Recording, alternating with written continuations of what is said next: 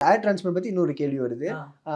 அது பண்ணவங்க எல்லாருக்குமே ஒரு பயம் வருது. என்னன்னா, அவங்க ஐயோ! இது மாரி மண்டையிலலாம் வந்து புடுங்கி நட்டு வைக்கிற மாரி வைக்கிறாங்களே! அவங்க ஏதாவது இறந்துருவாங்களோ! அப்டின்ற ஒரு என்ன பயம். இறந்துருவாங்களோ? ஆமா. நெறைய இத பார்த்து நெறைய சோசியல் மீடியால பார்த்தோம்னா, YouTubeல தம்ப்நெயிலா வச்சுடுறாங்க. ஓ! அப்படியா? ஆமா. நேற்று இப்படி இருந்தார். முடிய வந்து நட்டு வச்சனால இப்படி ஆயிட்டார் அப்படின்ற மாரிலாம் நெறைய அந்த டேக்லைன் கைய வச்சு குடுங்க. கை யூ கேன் சென்ஸ்ல. நீ நான் டிரான்ஸ்பிளான்ட் பண்ணியிருக்கேன். நான் உயிரோட தான் இருக்கேன். ரொம்ப சந்தோஷமா இருக்கேன். நல்லா சாப்பிட்டேன். சூப்பரா இருக்கேன். ஜாலியா இருக்கேன். Nothing sir. அப்பல்லாம் nothing.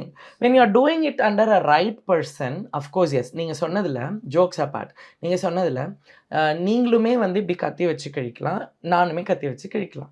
Okay. But if something is happening no, the doctor should know how to manage it. அதுதாங்க பிரச்சனை. ஹேர் டிரான்ஸ்பிளான்ட்ட பத்தி பிரச்சனை இல்ல. அதில ஒரு காம்ப்ளிகேஷன்ஸ் வந்து எப்படி இருக்குங்கிறது தான் முக்கியம். சர்ஜிக்கல் ரொம்ப ஸ்டெரைலா இருக்கணும். சர்ஜிக்கல் ரூம் ரொம்ப ரொம்ப ஸ்டெரைலா இருக்கணும். ப்ராப்பரா இருக்கணும். அதே மாரி வைபாவும் இருக்கணும். Everything is there. அதெல்லாம் கரெக்ட்டான ஆட்கள்ட்ட போனா கரெக்ட்டா நடந்துரும். எக்ஸாக்ட்லி. நடந்தது. நடந்துட்டு இருக்கு. இனி நடக்கும். லைவ் எக்ஸாம்பிள் நான் உட்கார்ந்துருக்கேன்.